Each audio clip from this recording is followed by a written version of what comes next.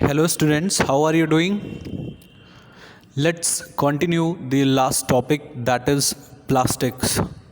Now we will move to a substitute of plastic that is known as bioplastic. Bio means biodegradable, that can be degraded with time, and plastic, as you know, that the plastic which we have learnt in the last topics. So let's move to the bioplastic. What is this bioplastic? Bioplastic are plastic material produced from renewable biomass sources.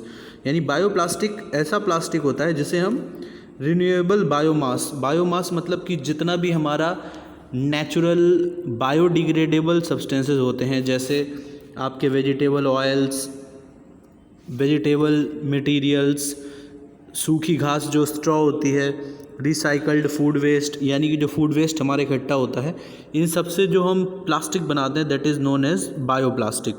ठीक है, वैसे ये topic आपकी class में नहीं है, मैं केवल आपको इंट्रोड्यूस करा रहा हूँ इस टॉपिक से, क्योंकि ये आगे चल के आपको पढ़ने को मिलेगा और आगे आप बहुत सारे मार्केट में इस टाइप के प्रोडक्ट्स देख पाओगे जो बायोलॉजिकल आपकी प्लास्टिक होती है, उस पर लिखा हुआ होता है, आपको पहचाने में मिल जाएगा। तो आपको पता होना चाहिए कि बायोप्लास्टिक क्या होता है। तो जो बायोप्लास्टिक होती है ये एग्रीकल्चरल प्रोडक्ट से भी बनाई जा सकती है और इसका इस्तेमाल मेनली प्लास्टिक बॉटल्स बनाने में करते हैं, जिसका इस्तेमाल माइक्रो ऑर्गेनिज्म को कैरी कंटेनर्स जो करते हैं उनको बनाने में करते हैं। ठीक है, क्लियर है सबको? बायोप्लास्टिक क्या होती है, मतलब कि बायोडिग्रेडेबल प्लास्टिक। अब बायोप्लास्टिक और कन्वेंशनल प्लास्टिक में डिफरेंस क्या होता है? ठीक है, वन बाय वन समझते हैं। सबसे पहले अनसस्टेनेबल होती है कन्वेंशनल प्लास्टिक। अनसस्टेनेबल का मतलब क्या होता है? द मटेरियल मीन्स सस्टेन्ड का मतलब क्या होता है? The material which can be wisely use in future, जिस भी मटेरियल का हम वाइजली यूज़ कर सकें फ्यूचर में, that is sustainable material. But as you know that plastic can not be used, this plastic is very harmful for our environment, so it is unsustainable। और ये जो आपकी बायोप्लास्टिक है ये क्या होती है, जब मिट्टी में मिल जाती है या किसी भी चीज़ में जाती है तो ये डिग्रेड हो जाती है, मतलब कि ब्रेक हो जाती है सिंपल सब्सटेंसेस में। तो ये एक तरीके से सस्टेनेबल सब्सटेंस हुआ, यानी कि ये अगर सॉइल में चला जाएगा तो सॉइल को हार्म नहीं करेगा। ठीक है, और आप इसको वाइजली यूज़ कर सकते हो, मतलब आपको इसको डिकम्पोज करने में दिक्कत नहीं आएगी। अगला इकोटॉक्सिक। टॉक्सिक मतलब होता है कि हार्मफुल, टॉक्सिक मतलब हार्मफुल। ठीक है, तो जो हमारे टॉक्सिक वेस्ट होते हैं, जहरीले सब्सटेंसेस होते हैं, उनसे ही हम प्लास्टिक बनाते हैं। इसके बदले जितना भी डिग्रेडेबल सब्सटेंस है, आपने पढ़ा है कि वो पॉइजनस नहीं होता। ठीक है, चाहे आपकी स्ट्रॉ हो, चाहे वेजिटेबल बाई प्रोडक्ट्स हों या एग्रीकल्चरल बाई प्रोडक्ट्स हों, ये टॉक्सिक नहीं होते, ये जहरीले नहीं होते, ये हार्मफुल नहीं होते। ठीक है, more energy uses during production, यानी इसे बनाने में बहुत ज़्यादा एनर्जी की ज़रूरत पड़ती है, क्योंकि हमें बहुत सारे केमिकल पहले सिंथेसाइज करने पड़ते हैं, फिर अलग अलग टेम्परेचर पर वो मेल्ट होते हैं, फिर उनकी हमें सिंथेसिस करनी पड़ती है। तो it is very typical to prepare a conventional plastic, but energy for making bioplastic it is very less, बहुत कम एनर्जी में, लगभग 20 या 30% एनर्जी में ये बन जाता है। ठीक है, एनर्जी की कंज्यूम करने की ज़रूरत पड़ती है, क्योंकि जितना भी बायोडिग्रेडेबल सब्सटेंस होता है ये बहुत कम टेम्परेचर पर ही मेल्ट भी हो जाता है और ये ज़्यादा एनर्जी नहीं कंज्यूम करता। ग्लोबल वार्मिंग, जैसा कि आपको पता है कि ये जो हमारा कन्वेंशनल प्लास्टिक होता है ये क्या होता है, अगर ये जलाया जाता है तो एयर पोल्यूशन करता है, पानी में डाल दो तो वाटर पोल्यूशन करता है, एयर और सॉइल में डाल दें तो ये क्या करता है, सॉइल पोल्यूशन कॉज करता है। तो इसका मतलब क्या हुआ, ये जो प्लास्टिक है ये ग्लोबल वार्मिंग कॉज कर रही है। ग्लोबल वार्मिंग मतलब कि जितने भी कॉजेज़ इम्पॉर्टेंट हैं हमारी अर्थ का एवरेज टेम्परेचर इंक्रीज़ करने में, उसमें प्लास्टिक का बहुत बड़ा रोल है, चाहे वो प्लास्टिक बनाने में हो या प्लास्टिक को डिस्पोज करने में हो। ठीक है, अनवाइजली प्लास्टिक डिस्पोज करने में हो। ठीक है, वाइजली डिस्पोज करना तो अच्छी बात है, उसमें कोई नुकसान नहीं होता। अगली बात करें तो इको फ्रेंडली, अगर हम अब बात करें बायोप्लास्टिक की तो ये इको फ्रेंडली होती है, चूँकि ये बायोडिग्रेडेबल है तो definitely it does not cause any harm to the environment, so it is eco friendly. अब प्लास्टिक की बात करें तो हमने क्या पढ़ा है कि प्लास्टिक एबायोटिक डिप्लीशन करती है। एबायोटिक फैक्टर मतलब एयर, वाटर, सॉइल, इनको क्या करती है? डिप्लीट करती है, मतलब इनको ख़राब करती है, इनको रिड्यूस करती है, इनका इरोजन करती है। पानी में डाल दो तो पानी को गंदा कर देती है, जला दो तो एयर को गंदा कर देती है, सॉइल में डाल दो तो सॉइल को इनफर्टाइल कर देती है ना। तो इसीलिए जो हमारी कन्वेंशनल प्लास्टिक है ये एबायोटिक डेपिलेटर है, ठीक है, एबायोटिक कंपोनेंट को ख़राब करने वाली। और अगर आप बात करो बायोप्लास्टिक की, तो bioplastic as it is biodegradable, तो ये किसी भी बायोटिक कंपोनेंट को कोई नुकसान या एबायोटिक कंपोनेंट को कोई नुकसान नहीं पहुंचाती। अगली बात करें जो मैंने पहले ही डिस्कस कर ली है कि ये सॉइल की फर्टिलिटी को ख़राब कर देती है। कन्वेंशनल प्लास्टिक और नॉन कन्वेंशनल प्लास्टिक ऐसा नहीं करती, मतलब हमारी बायोप्लास्टिक ऐसा नहीं करती। लेकिन अभी भी हम बायोप्लास्टिक को बहुत ज़्यादा यूज़ नहीं कर रहे हैं, क्योंकि हम में से बहुत कम लोग अभी बायोप्लास्टिक के बारे में जानते हैं। Okay, let's move to the next topic है दैट इज़ कंजर्वेशन एक्शन। मतलब कि हम इतना जान चुके हैं कि प्लास्टिक का बहुत ज़्यादा यूज़ करना अपनी डेली लाइफ में हार्मफुल होता है, तो हम उससे अपने नेचर को, अपनी लाइफ को कैसे कंजर्व करते हैं, ठीक है। तो कंजर्वेशन वर्ड का मीनिंग बहुत सिंपल हम समझते हैं कि हम गलत चीज़ों को हटा के सही चीज़ों को प्रिजर्व करें, ठीक है, दैट इज़ कंजर्वेशन, और लोगों को अवेयर करें। लेकिन इट्स नॉट सो ईजी, इतना आसान नहीं होता इनकी बातें करना। जैसे कि आप फॉरेस्ट या वाइल्ड लाइफ कंजर्वेशन की बात करते हैं, तो जो लोग वाइल्ड लाइफ कंजर्वेशन के लिए मतलब एक तरीके से कैसे होता है ना, इंथ्यूजियास्टिक होते हैं, वो क्या करते हैं, वो जंगल जाएंगे, 2-4 फ़ोटो खींचेंगे प्लांट एनिमल की और डालेंगे। Means they are showing that they are loving to the environment, they are wildlife lovers. लेकिन what they are doing in their daily life, like we want to conserve our life from plastic and its pollution, but can we think our life without plastic? Let's have a look at your home, find out the materials which are not made up of plastic. I think no house you will found which doesn't have a single material made up of plastic. Means they have 10 to 20%, every house have 10 to 20 to 30% material made up of plastic. So we are discussing the conservation or the conservative measures or preventive measures against plastic, but it is not so easy. We have to take very hard decisions, because we are habitual to do many practices in our daily life which supports plastic. Okay, like we will discuss in different points which are coming in the next topics. So let's start this conservation action. So as you know, हम conserve करना चाहते हैं अपनी life को plastic से, तो उसके लिए हमने बहुत पहले से ही एक टॉपिक पढ़ा हुआ है 4 Rs, ठीक है, यानी रिड्यूस, रीयूज़, रिसाइकल, रिफ्यूज़, ठीक है। अब ये 4 R आप अलग अलग भी देख सकते हो, कहीं कहीं पर आपको इन 4 Rs की जो R के जो वर्ड्स होते हैं ये अलग अलग भी मिल सकते हैं, मगर कंफ्यूज होने की ज़रूरत नहीं है, आप जो भी R का वर्ड यूज़ करना चाहें। But I find these 4 Rs very good. मुझे ये 4 R जो हैं वो सबसे बेटर लगे, जिनका यूज़ करना सबसे अच्छा रहेगा। So let's discuss all 4 Rs one by one.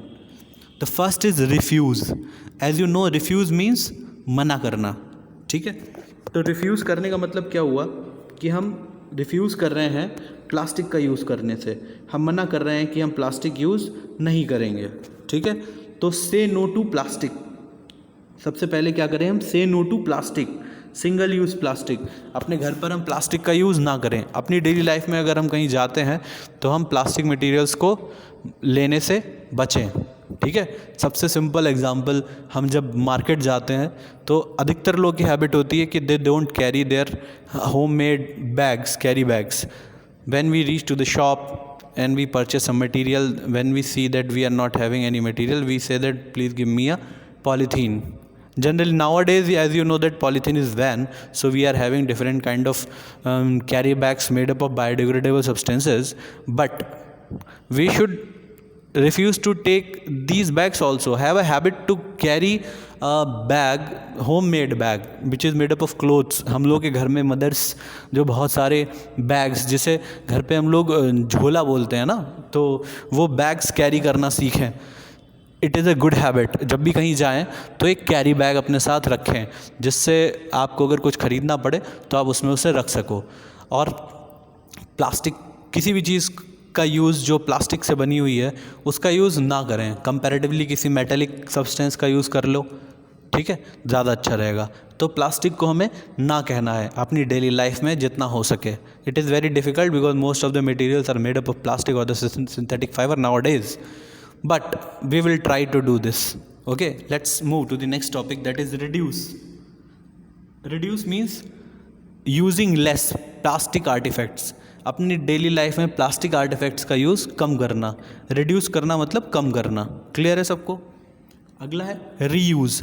As you know that plastic is non biodegradable durable substance. Durable means कि ये जल्दी जल्दी ख़राब नहीं होती, तो आप इसका यूज़ किसी और काम में भी कर सकते हो।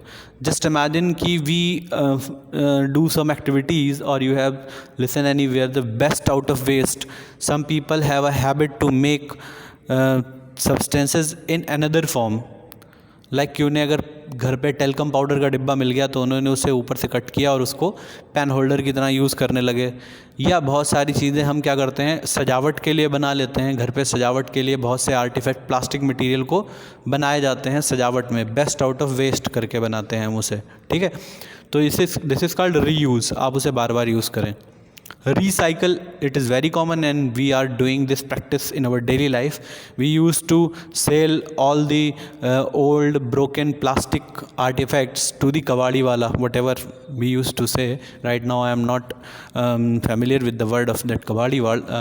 I don't recall that word, that kawadi wala we are using.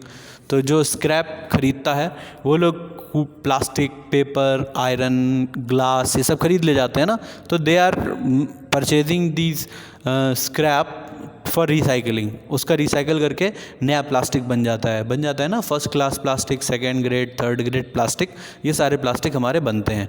तो रिड्यूस, रीयूज़, रिफ्यूज़, रिसाइकल, ये हमारे 4 R's हैं, ठीक है। एक टर्म आपको सुनने को मिलेगा रिकवर। रिकवर भी होता है। रिकवर का मतलब क्या होता है कि हमारी कोई चीज़ अगर ख़राब हो रही है तो हमें उसे सही करवाते रहना चाहिए, उसे हम बार बार ख़राब ना करें, वाइजली यूज़ करें। उससे क्या होगा, जब चीज़ें ख़राब नहीं होंगी तो वेस्ट भी नहीं होंगी, ठीक है। तो रिकवर करना चीज़ों को। Let's move to the next topic. So as we have learned the importance of plastic in our daily life, and we also know that after these importance of use of plastic in our daily life, it has some harmful effects on our society, human health and aquatic life, and every aspect of our ecosystem. Plastic have a very bad impact.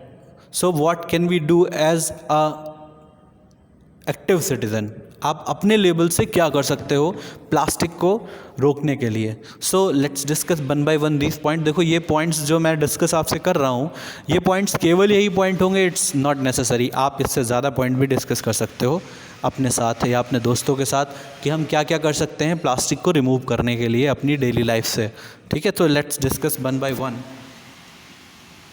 तो पहला point है by products with less plastic packaging, यानी ऐसे material खरीदें जिनमें plastic packages कम किया गया हुआ हो, ठीक है। दूसरा क्या है, have a habit to carry homemade carry bags for shopping, कि घर पे से जब कभी शॉपिंग करने जाएं तो घर से कैरी बैग लेते हुए जाने की आदत डालें, ठीक है। तो ये दोनों ही कैरेक्टर, जो पहला कैरेक्टर है buy products with less plastic, this is called reduce. ये फैक्टर हमारा किसे प्रमोट कर रहा है, रिड्यूस को कर रहा है ना, रिड्यूस करने के लिए। दूसरा जो have a habit that is refuse, मतलब कि आप मार्केट में जो भी प्लास्टिक मिलती है उसे लेने से मना कर रहे हैं, तो that's why we are carrying this carry bag from our home. Next is make your family and kids aware about the proper disposal techniques of plastic. ना केवल आप बल्कि आपके घर में जो भी हों, आप उन सभी को प्लास्टिक के प्रॉपर डिस्पोजल के बारे में बताएं, ठीक है। Never throw plastic bags, wrappers etcetera in the street, on pavements और इन ड्रेन्स, यानी प्लास्टिक जो होते हैं रैपर्स, इन चीज़ों को सड़क पर, कूड़ा जहाँ फेंका जाता है वहाँ पर, या मैदानों में ना फेंकें, नालियों में ना फेंकें, क्योंकि आपको पता है प्लास्टिक हर जगह जाके कुछ ना कुछ पोल्यूशन कॉज करता है। नेक्स्ट है encourage the people living in your surrounding to follow proper plastic disposal techniques. आपकी सराउंडिंग में जो भी लोग रहते हैं, मेरे हिसाब से शायद ही कोई ऐसा होगा जो प्लास्टिक के फ़ायदे और प्लास्टिक के नुकसान से अवेयर ना हो, लेकिन हम फिर भी जो नुकसान होते हैं उनको इग्नोर करते हैं। क्यों? क्योंकि हम चीज़ों को अपने फ़ायदे के लिए यूज़ करना जानते हैं। जब तक हमारा फ़ायदा किसी काम से हो रहा है तब तक हम उस चीज़ को यूज़ करेंगे। हाँ, अगर वो चीज़ हमें नुकसान करने लगे then we will start thinking about now how we can get rid of this.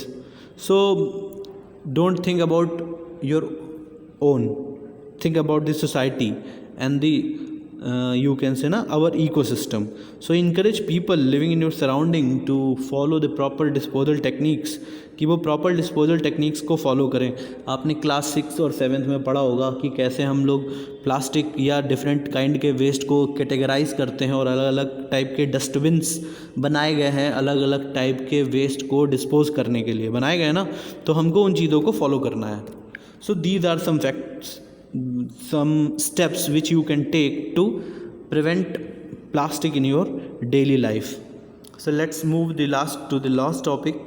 Okay कि हम नेचुरल फाइबर और सिंथेटिक फाइबर का टेस्ट कैसे करते हैं, ठीक है। और ये आप करके भी देख सकते हो, बट आप जब भी ये टेस्ट करें तो कपड़े का बहुत छोटा सा टुकड़ा, लगभग एक माचिस की डिब्बी के साइज़ का टुकड़ा आप निकाल के ये सारे टेस्ट करें तो आपको ज़्यादा अच्छे से रिजल्ट मिलेंगे। पहला है बर्निंग टेस्ट, यानी कि अगर हम नेचुरल फाइबर को जलाएं और सिंथेटिक फाइबर को जलाएं तो जो नेचुरल फाइबर होता है ये ऐश में बदल जाता है, पाउडर की फॉर्म में कन्वर्ट हो जाता है, सॉफ्ट पाउडर। लेकिन अगर हम किसी सिंथेटिक फाइबर को जलाएं तो वो जैसे प्लास्टिक पिघलती है उसी तरीके से मेल्ट होती है और क्या हो जाती है, हार्ड हो जाती है, टाइट हो जाती है। आप कभी प्लास्टिक किसी कपड़े में यूज़ हुई हो उसे जला के देखिएगा तो उसमें क्या होगा, जैसे प्लास्टिक का स्पॉट बन जाता है जलने के बाद, बिल्कुल वैसे ही स्पॉटिंग उस सिंथेटिक फाइबर में होगी। अगली एब्जॉर्बेंसी टेस्ट, ये हम लोग पहले डिस्कस कर चुके हैं। जो सिंथेटिक फाइबर होता है वो कम पानी को एब्जॉर्ब करता है, तो इसमें कम पानी एब्जॉर्ब होगा और नेचुरल फाइबर में ज़्यादा पानी एब्जॉर्ब होगा। तो ये कुछ पॉइंट्स थे, इनके साथ आपका ये चैप्टर जो है ये कंप्लीट हो गया है। अगर आपको किसी भी पॉइंट में कोई कन्फ्यूज़न हो, आप किसी भी पॉइंट के बारे में कुछ और ज़्यादा जानना चाहते हो तो please write in the comment box. When I will see your question, I will try to answer as soon as possible. Thank you students for listening to today's session.